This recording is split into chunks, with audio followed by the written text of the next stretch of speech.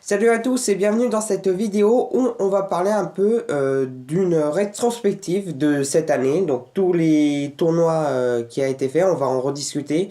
On va parler notamment des joueurs qui ont le plus déçu ou qui ont le mieux joué et qui ont le plus progressé. Et vu que c'est une vidéo assez longue, on va peut-être changer un peu de qualité sonore. Et ben voilà, là c'est un petit peu mieux quand même. Donc comme je vous l'ai dit, on va reparler à peu près de tout ce qui s'est passé cette année. Donc, on y va tout de suite. Je suis Stéphane et bienvenue dans Steph Poker.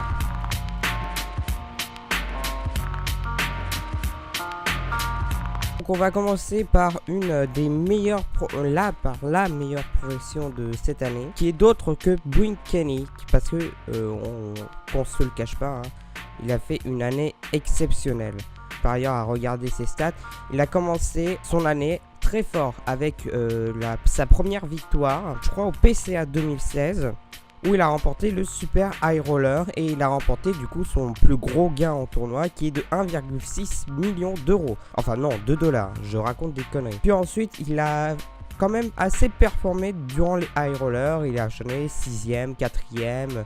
Il a aussi remporté le High Roller de l'Aria et il a remporté donc du coup à peu près 450 000 dollars. Puis ensuite il enchaîne du coup dans tous les High Rollers et du coup il termine son année avec deuxième place au Super High Roller qui se déroule aux Philippines et du coup a gagné près de 10 millions de dollars philippins, hein. Donc on se calme direct, ce qui vaut à peu près à 1,4 million d'euros. Donc ce qui fait qu'avec tous ces résultats en commun, donc surtout il a fait beaucoup de performances en high roller, ce qui lui a permis d'atteindre à peu près 5 millions de dollars en gains de tournoi. C'est quasiment le double de ses gains de l'année dernière et il fallait quand même le préciser parce que moi, à la base, je n'aimais pas du tout son style de jeu. Je l'ai connu à l'époque en 2011 lors du premier Super High Roller au PCA justement où il avait fini, je crois, 4ème ou 3ème, je m'en rappelle plus. Et je n'aimais pas du tout sa façon de jouer. Et d'ailleurs, ça s'est vu, hein, les autres résultats, il n'a pas fait grand chose d'exceptionnel. Vous voyez, sa dernière année, il est à 2 millions. Ensuite, il est à 1,2. Il n'a pas beaucoup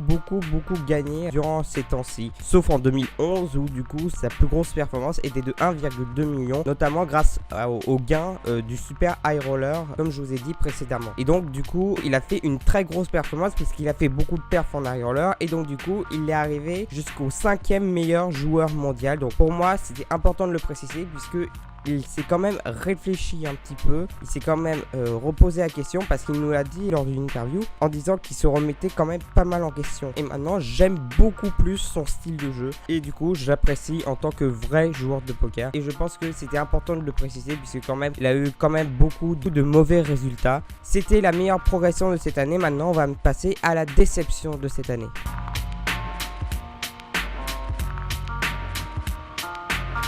Alors là, ma déception. Vanessa, mais qu'est-ce que t'as fait, bon Dieu? Qu'est-ce que t'as fait? Alors là, je vous parle de Vanessa Seb puisque j'en ai parlé brièvement dans mon dernier épisode en disant que c'était une joueuse extraordinaire, comme quoi je la considérais comme une des meilleures joueuses de tous les temps. Et Vanessa, tu commences en chute libre. Cette année a été une catastrophe pour elle. Tout simplement parce qu'elle n'a remporté que 100 000 dollars.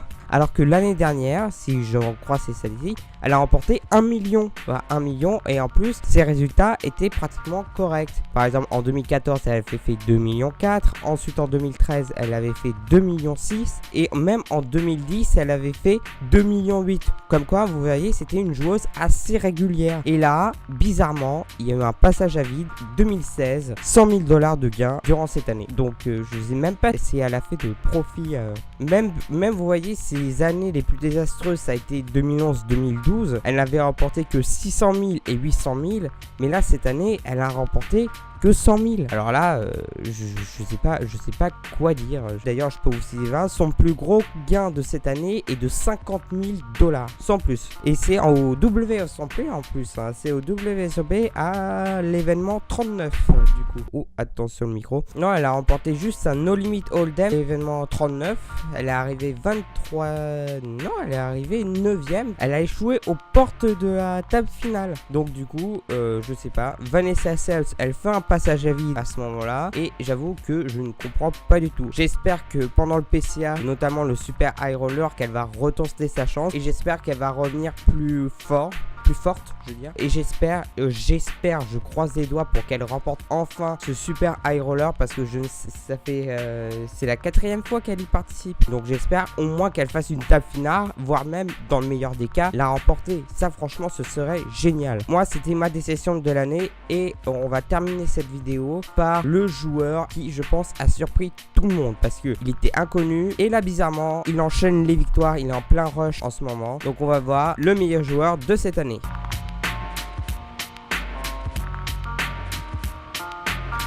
Et donc pour moi le meilleur joueur de cette année n'est autre que Ferdl Holz, l'allemand. Il n'y a qu'à voir ses résultats pour vous en convaincre. Il a fait une année de dingue. Il a fait une année de ouf. Puisqu'il a quand même engrangé plus de 16,5 millions de dollars. Et ça franchement c'est aberrant. Puisqu'il était inconnu de tous. Jusqu'en 2015 où il a commencé un peu à enchaîner les tournois. Et c'est sa plus grosse année avant.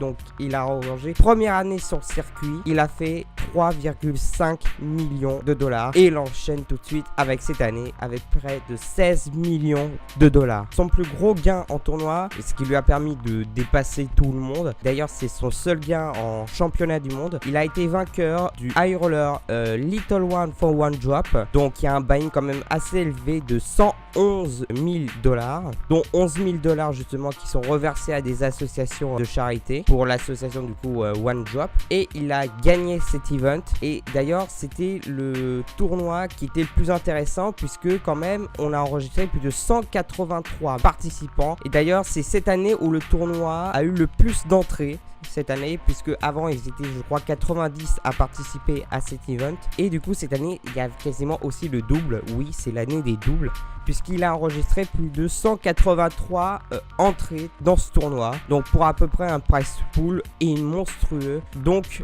il a gagné près de 5 millions de dollars dans cet event et ce qui lui a permis d'avoir une année fulgurante. Et il enchaîne d'ailleurs le Super High Roller de l'EPT 13 à Barcelone, il l'a remporté aussi pour un gain de 1,3 million de dollars.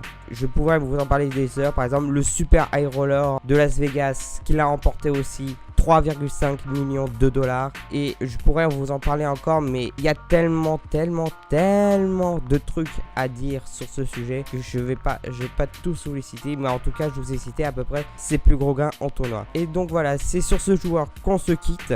J'espère que vous l'avez apprécié, comme ça au moins c'est une vidéo un peu plus sérieuse que je fais d'habitude. N'hésitez pas à le dire en commentaire si vous le trouvez bien et nous du coup on se retrouve pour une prochaine vidéo. C'était Steph Poker, ciao tout le monde.